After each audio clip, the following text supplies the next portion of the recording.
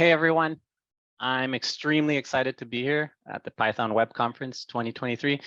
A huge thanks to 6 Feet Up. Thank you, Laura, for putting on this awesome conference. I think it's such a gift to the Python community. And I look forward to engaging with all of you who are out there throughout the week. Again, for those of you who don't know, again, my name is Mario. Python is actually not part of my day job. I'm a business analyst. I do try to sprinkle in some Python here and there between some of my tasks, but the majority of my Python is done in the off hours. So between spending time with my wife and 4-year-old and doing chores, that usually tends to be at night.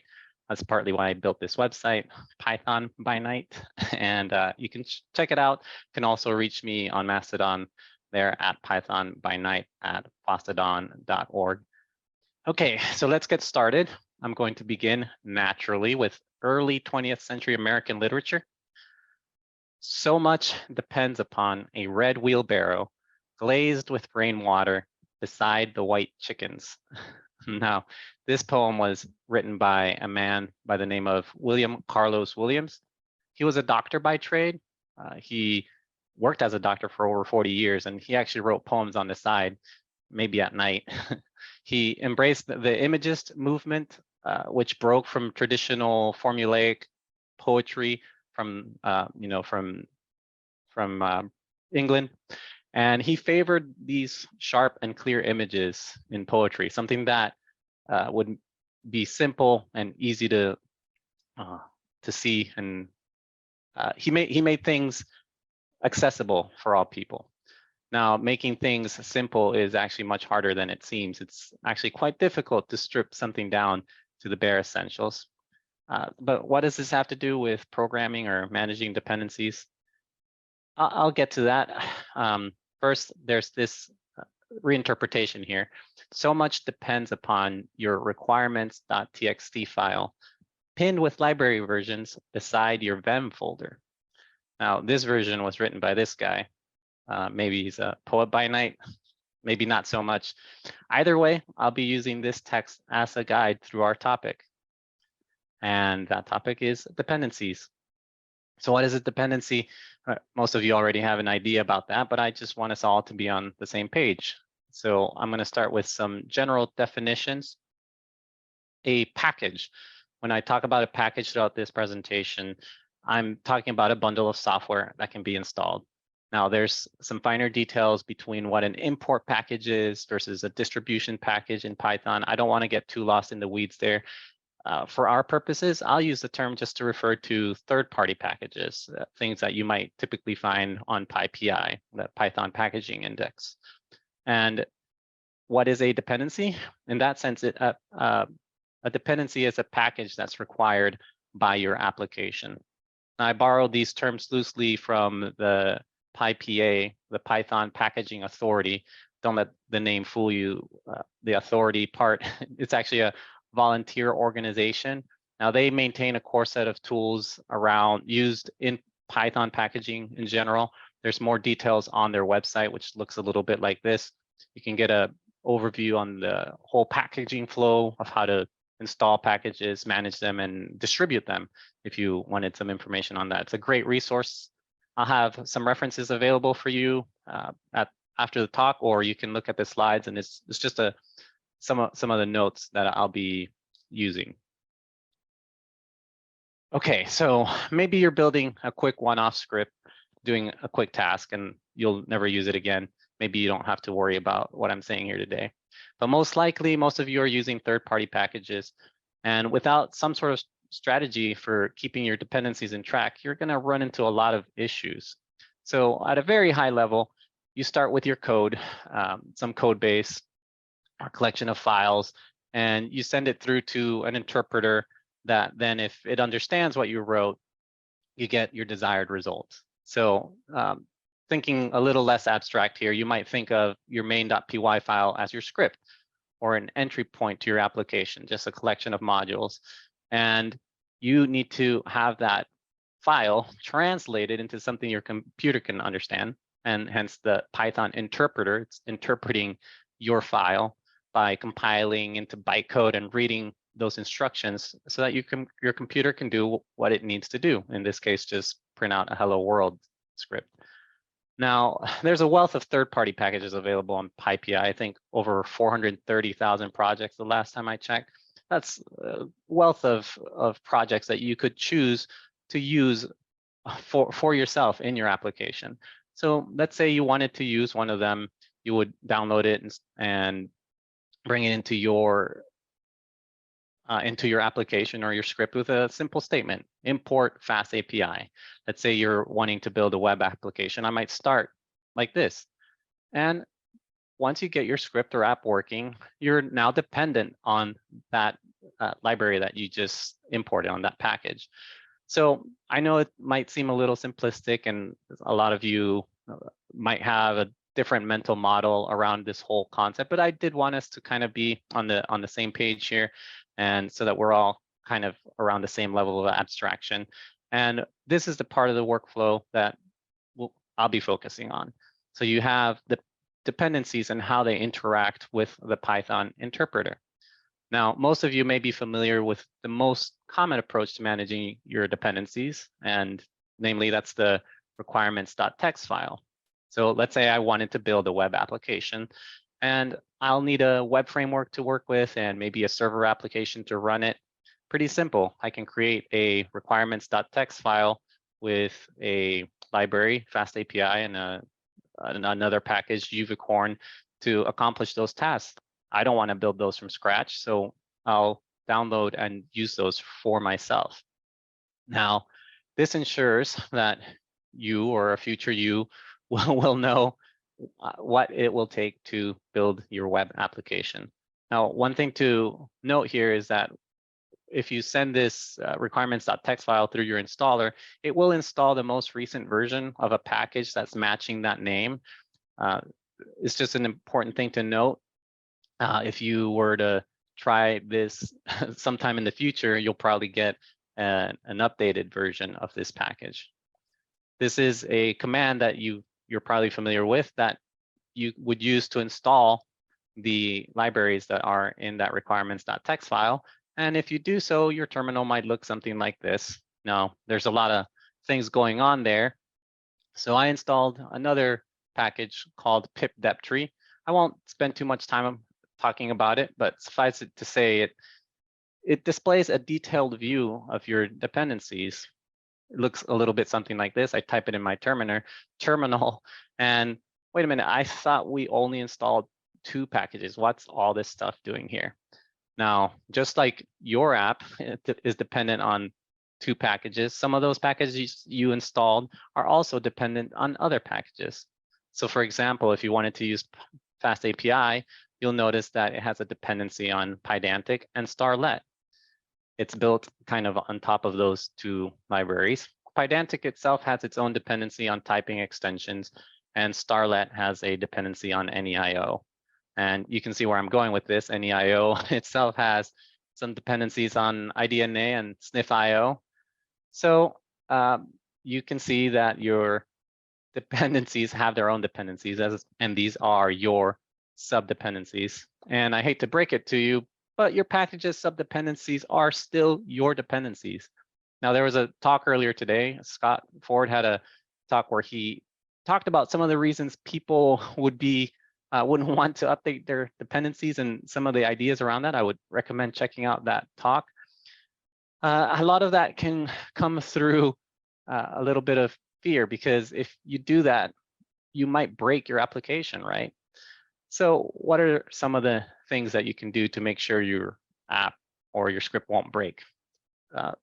Before that, let's take a slight detour, this time to guacamole. Now, I've come to find out a lot of people like my guacamole. I don't know what it is. It's just, I have a basic idea of what spices I use, but for me, it's never the same. You know, I just have some of the basics like lime, onions, tomatoes, salt, pepper, avocados, of course. But, you know, sometimes people will come and ask me, well, how much salt did you use? How many lemons? What kind of avocado? So many questions. And I usually don't have an answer for them. I know they just want it to taste the same. But for me, I just kind of do that on the fly. Now, when I'm making something myself, that might be okay. But if you're working with a team or even with a future version of you that's coming back to an application, you want to make sure you're on the same page. If you have a good recipe, it's going to ensure that you don't end up with some very bland guacamole. Of course, what I'm talking about now is reproducibility. That's what you really want when you're managing your dependencies. If you're sharing your code, you don't want your collaborators spending a ton of time trying to figure out how to get it to work. Maybe you didn't pin your dependencies and everything is out of sync. So what are some of the things you can do to ensure that your application works every time? Now, you can guess one of the best ways to do this would be by pinning your dependencies. And if you've done this before, you'll note that your requirements.txt file might look a little like this. Now, you'll notice that here I no longer have just my two top-level dependencies of Fast API and Uvicorn. Now I have all these other sub-dependencies, and they're all pinned to specific versions. Now, if I were to install from this specific requirements.txt file, it would guarantee that it works with the application I built. Well, I do say guarantee. There might be some issues if you're maybe using a different Python version, or sometimes even your OS might throw a little, a little kink in the system there. But for the most part, this will get you mostly there. And you might think to yourself, well, if I have my application working perfectly on my machine and it does what I need it to do, and I should be okay if I never touch these again, right? Why would I ever want to change any of them if it has the potential to break my application? Again, that talk from earlier, Scott went over some of these reasons that you might want to upgrade, and I'll go through some of these pretty quickly. For example, one of the dependencies can add a new feature that solves a specific problem you may not have been able to address before. Or it might even address incomplete aspects of your app or your script that you hadn't thought about, or introduce compatibility with other libraries or packages that you may not have had access to before. And additionally, you could be gaining a lot of performance through upgrading any of your dependencies. For example, I know that Pydantic will be releasing version 2.0 pretty soon in the next few months. That could potentially be up to 50 times faster than version 1.9. And this is according to Samuel, the creator of Pydantic. It's around 17 times faster for validating models. This could be a pretty big deal for resource-heavy apps. If you're doing any serialization or validation of huge API endpoints, that would be a really good reason to upgrade to Pydantic version 2. Of course, there's always bugs. They're creepy and crawly, and they can show up when you least expect them, and they can wreak havoc on your application. It might be working today, but it could break tomorrow. Now, package maintainers may find and fix these before they break your app. And the implications could be pretty severe, as we've already seen with some large-scale breaches. Importantly, through security. Your dependencies could have these serious security vulnerabilities through some of the bugs that were in the previous slide. And it's dangerous to keep certain dependencies pinned because attackers are ruthless. So you want to, again, to borrow from that talk earlier, you want to ensure dependency freshness. You want to make sure that it is up to date and working at its best. So what happens if you decide you want to upgrade a dependency because of one or more of those reasons? For example, Pydantic version 2.0 release, and you want to try it out. And so you think, all right, let me update it. So let's take a look at pip-dep-tree again. We have our web application, which so far has two dependencies, Fast API and Uvicorn. So notice that over here, Fast API has a requirement for Pydantic, but your Pydantic version has to be greater than 1.6.2. And it doesn't like all these other versions, 1.81, 1.8, 1.73, but very specifically, it tells you that it is not compatible with version 2 of Pydantic, which hasn't even come out yet. This is likely because Sebastian already knows that or anticipates that version 2 will come out and have breaking changes. So if you upgrade to Pydantic version 2, then you could break your application. So are there any other issues with dependencies? Yeah, you bet. There are these things called transitive dependencies. Let's say you have an app, main.py, and let's just say you have two dependencies. We can call them oranges and apples. And let's say each of those dependencies have their own dependencies on the same package. It'll be a delicious package called Yummy, version 1.8. And when everything's working great, you get a delicious fruit salad. But let's say that the oranges package is upgrading. They've been working on their recipe to make even more delicious fruit salad, and you're going to get it much quicker. So you decide to upgrade to oranges version 9. The thing is that the team working on oranges also decided to depend on Yummy version 2.1, which also just released. But you'll notice that your application still has a dependency on apples, which has a dependency on Yummy 1.8. So unfortunately, you have a conflict between these different versions of Yummy. Python just does not like to have packages of different versions in the same environment. It just can't happen. So now you have an error. By this point, a lot of you may be feeling a little bit like this, and there's a lot of other issues that can come up with your dependency management. But at the very least, I do want to encourage you to pin your requirements when you're working on an application. It's good practice, and this will protect you up to a point. If you wanted to upgrade, you could use a tool kind of like pipdeptree and do this manually. You could run pipdeptree and kind of see what kinds of conflicts could happen if you were to upgrade any of these libraries yourself. But surely there must be a better way, right? Right? Wrong.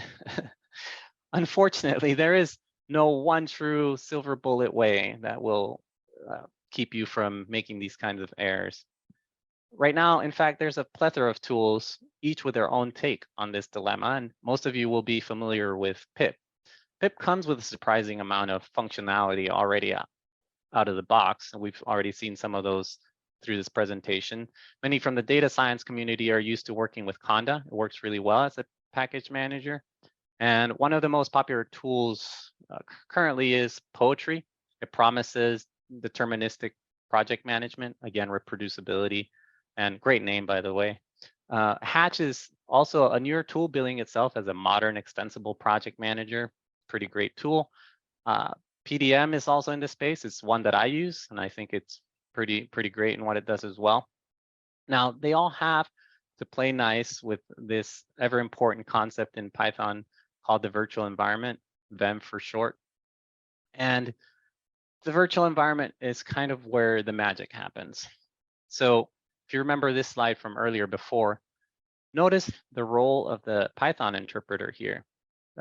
How does your application know what Python interpreter to use? Because it's not only possible, but it's quite likely that you have more than one interpreter installed in your operating system.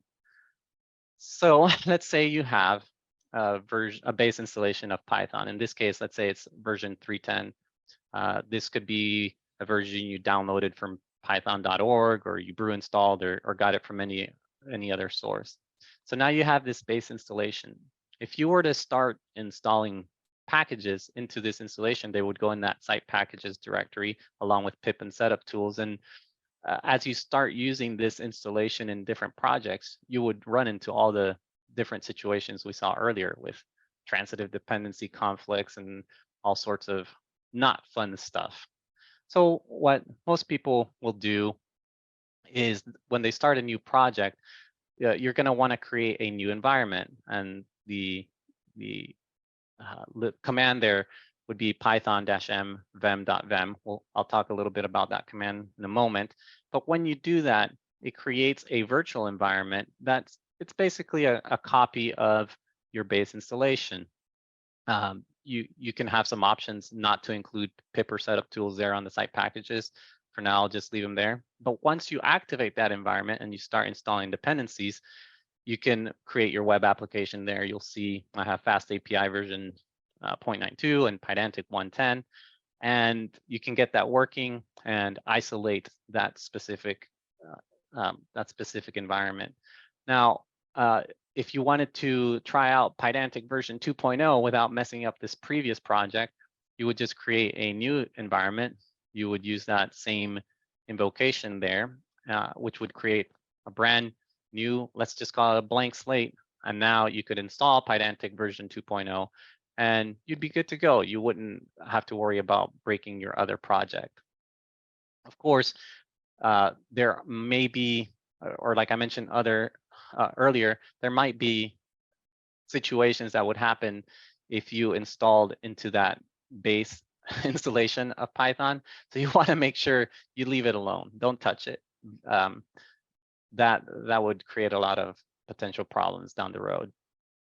You can also have different versions of Python on your computer. You can have 3.9, 3.10, 3.11, each of them base installations. If you wanted to isolate environments for each one of those installations, you would do a similar command, python-m venv.venv, which would then allow you to install different packages on that version of Python. But that command is interesting. Like, how does your system know which version of Python to create when creating that virtual environment? So I'll just want to touch briefly on this command. Now, the python-m venv.venv creates your virtual environment. That first parameter, Python, it invokes the current Python interpreter that is in your system path. Now, I know that's a mouthful. Talking about the path is kind of beyond the scope here. Some of you may know it pretty well. Others might not be so familiar. But this is one of the ways it ensures that your computer knows which interpreter is invoked when you're typing Python. The -m tells the interpreter to run the next module as a script. So the third parameter there, venv, is the name of a module that's contained within your Python directory, and it's going to be run as a script. And the argument .venv, that becomes the name of the virtual environment or the virtual directory. Yeah, the virtual environment directory that you're going to create in your project. That last parameter .venv can be named anything. It could be venv or .venv or virtual environment, whatever you want it to be. The venv or .venv name for the directory is just a convention, and it can be useful because a lot of tooling is designed to look for these for a directory called venv or .venv, and IDEs or other libraries and packages can benefit from that. So ultimately, what you want is isolation for your projects. You want to prevent that. That'll prevent a lot of conflicts with your dependencies. And if I wanted to recap, without any additional tooling, this is how you would want to get started with a project from scratch. Let's say you create a directory. You're starting from scratch. You would create your project. Usually, your first step will be to create your virtual environment with the command we just saw. Very important step, sometimes we forget, is to activate your environment. That's extremely important because then that would prevent any accidental installation of dependencies into the wrong installation of Python. And once you've activated your environment, you could then install your dependencies and start working on your project. So very, very, I wouldn't say simple, but straightforward approach to getting started with your project. Now, I did talk about how, part of this is understanding how different tools, dependency management tools, can try to automate a lot of this for you. And I think the goal ultimately is project isolation, reproducibility, and just streamlining your process of getting started and reducing any dependency conflict errors you might have. So while there is no one true way, there might be at least a better way. And part of that better way would be to get to know a dependency manager. Now, I listed quite a few, I kind of scrolled through them, and I'm not here to tell you which one is better, which one is worse. They all have their, their caveats or some challenges, but they also introduce a lot of benefits. So I wanted to provide a quick demo of the package manager that I use, PDM. So I'm going to bring in my terminal here. I have a directory just here called Python projects, where I might just have a list of different projects I work on. Just they can be whatever. Now, ordinarily, if I wanted to create or start a new project, I would just type or create a new directory.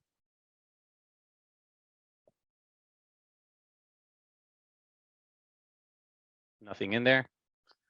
And if we were following the previous instruction, I'd create my virtual environment and activate and get started. So it's not too bad. But PDM provides a couple of benefits. There's one command, which is pdm init. And when I run this command, it'll start asking me a few questions, which I will go through here. The first thing that it does is it creates this file called a pyproject.toml file. I'll talk about that a little later. But it also scans my system for the different versions of Python that I might have installed. This is very helpful because now I can use version 3.9, 3.10, or 3.11 to create my virtual environment. And it has some sensible defaults. So if you'll notice that it's asking me to select which version of Python to use, it defaults to the first one there. So I just hit enter. And then it asks a question, would you like to create a virtual environment with that version of Python? And it defaults to yes. So I hit enter again. And that takes care of the python-m venv.venv. A few more questions here. Is the project a library that is installable? This is if you were wanting to distribute your application. I'm going to just say no. It asks for a license. It scans your system for your name, your email, and then it has this parameter here, Python requires. This will also go into your pyproject.toml file.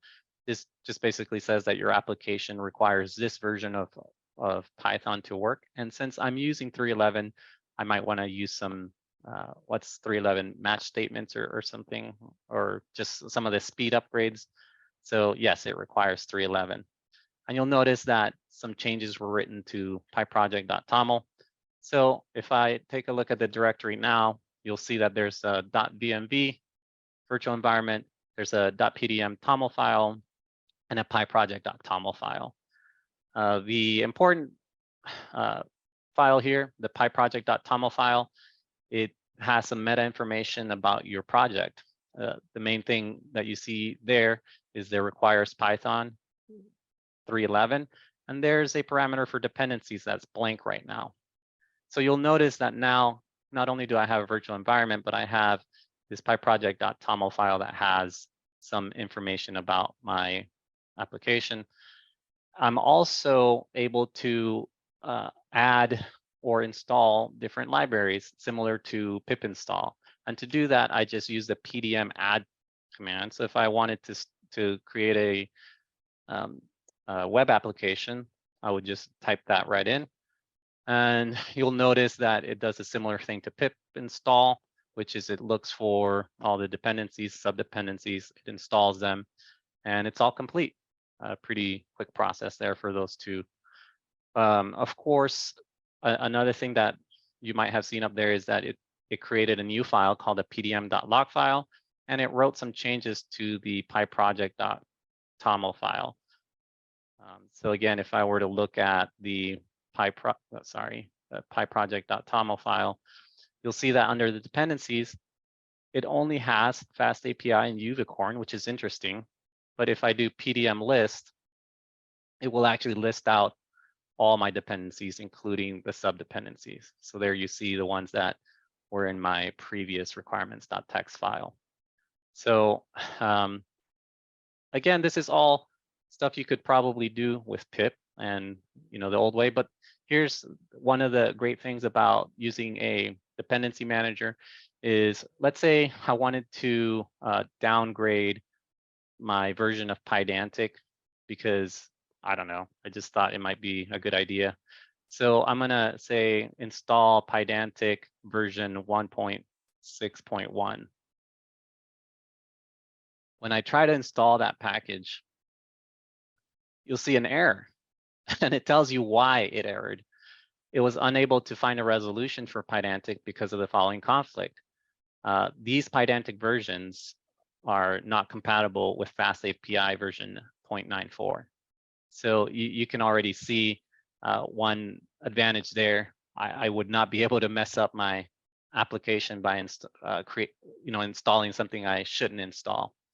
Another interesting thing is when you use pip to uninstall certain libraries, it still leaves the subdependencies installed in your system.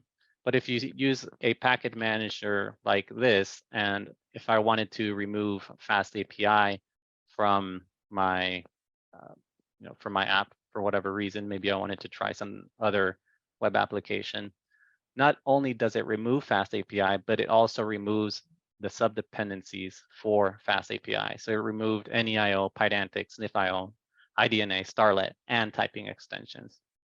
So that's pretty great, right?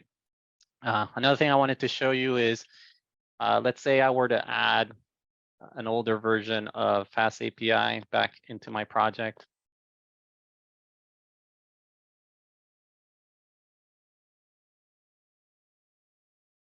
It brings it all back in.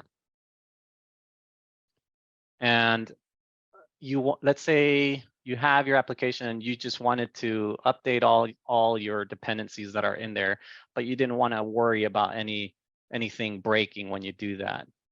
You would run pdm update. And again, what it's doing is it's resolving any issues it might have with the subdependencies. And now when I do pdm list, you'll notice that my version of FastAPI is now, oh no, I guess it didn't update my version of, here's the live demo situation. I think what it does is it updates the subdependencies. Now, you might think this is all great and good, but what if you are using PDM and your team is not using PDM, but you want them to be able to install from your, you don't want to have them go find out how to get PDM and do this whole thing.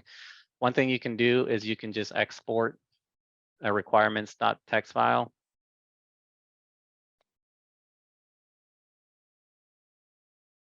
It'll look at the log file, and it gives you a little message here. The exported requirements file is no longer cross-platform. Using it on other platforms may cause unexpected results. And this is something that happens anyway with any requirements.txt file, but it's just giving you, it's just letting you know that PDM will not be able to do the resolving as it does with its own log file. But again, you can see that requirements.txt file is now in your directory. And if you wanted to take a look at it, it's a little interesting because now not only does it have the pinned versions of the libraries, but it also has their hash to make sure that it's picking up the correct version when it's installing. You can still run or install from this exact file using pip. Again, if you were to create a new, if you were to create a new project and all you had was the pyproject.toml file and the pdm.log file, you could just use a command pdm install, and then it would create everything that was in those files. But that pretty much wraps it up. There's a lot more that PDM can do specifically for dependency management, but it also has some usefulness for creating and building a distribution package. That's a whole other conversation. But for now, I'll conclude that demo. You might wonder how to use PDM. You saw I was just able to call it there in my terminal. It didn't matter where I was. To To install PDM, I used a tool called pipex, and pipex is, I won't go down that rabbit hole, but pipex is a pretty awesome tool. It's a great tool. It installs to a special place in your computer, a special virtual environment, and then you can access command line tools anywhere in your terminal. So if you wanted to install pipex in your system, you would just use the command. You can use pip to install pipex. So you could use Python-m pip install pipex. That will install pipex for you, and then it installs other libraries into this home-user-.local-pipex-venvs, and then any apps that are there are exposed to your system path.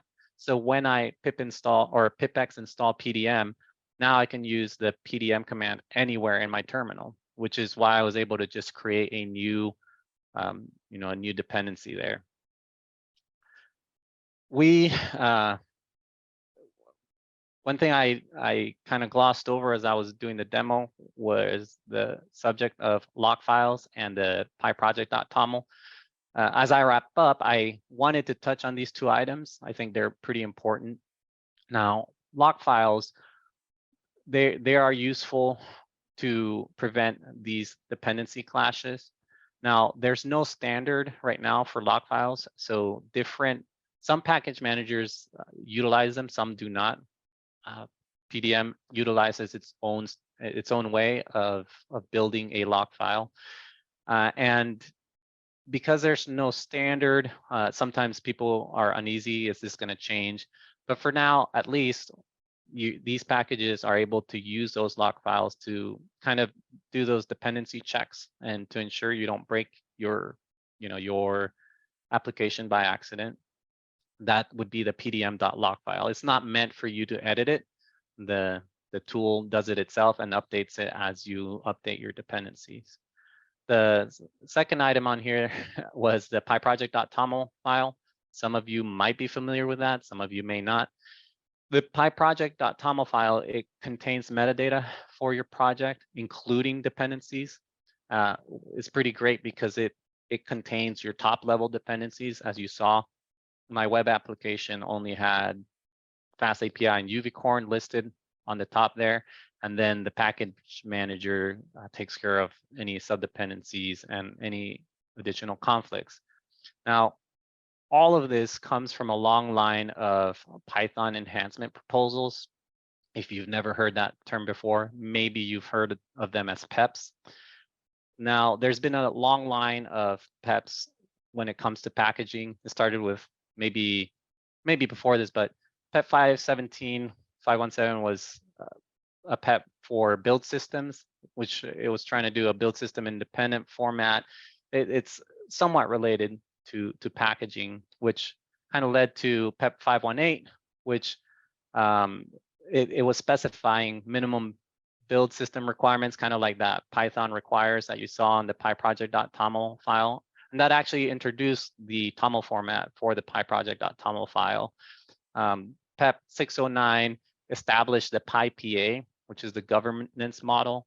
PyPA is, again, the Python packaging authority. They it's a community-led volunteer organization that maintains these projects that are all around packaging. Some that they maintain, some they do not, but they try to kind of keep this ecosystem cohesive.